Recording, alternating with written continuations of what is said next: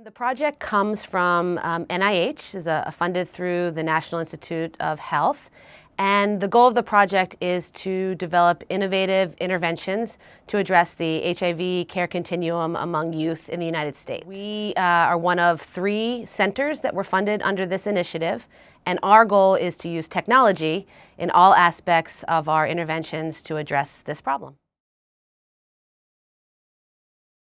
We were funded as a center. UNC is the lead, but we're partnering with Emory as co-investigators. And then it really is a team of investigators all around the country that are doing this work. And so within the iTech, within our center, we will run 6 different research projects.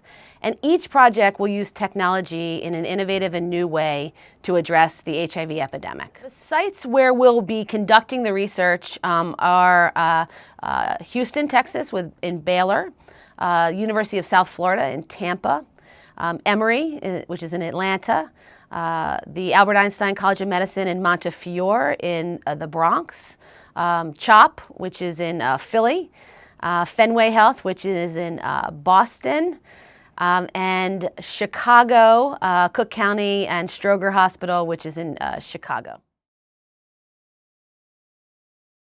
Mobile health is a topic that a lot of researchers are using now to address healthcare interventions, adherence, engagement, and care. So HIV is one field in which we're using mobile health.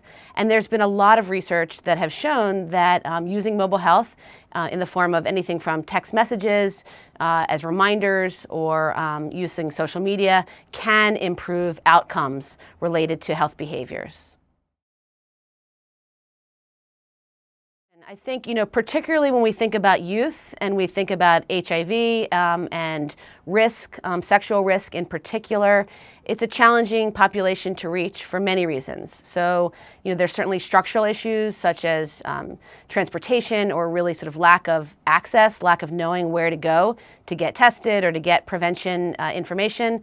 And then there's other barriers in terms of stigma, homophobia, transphobia that also prevent youth from accessing the services they need. So by using technology, particularly mHealth technology, we can actually meet them where they are. We can reach them with the means that they're already using. They all have cell phones, they all use the internet, they're all on social media.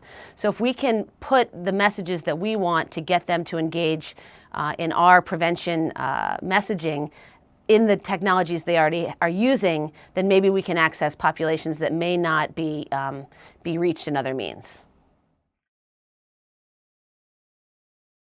What we're seeing is that even in populations that are economically disadvantaged, they do have access to smartphones or other online means to access the internet.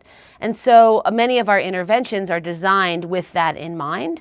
So not all of our interventions are delivered via an app, which would require a smartphone, but some are delivered online via mobile optimized platforms so that you don't need a smartphone. You can access it with a cell phone or a other type of internet connection.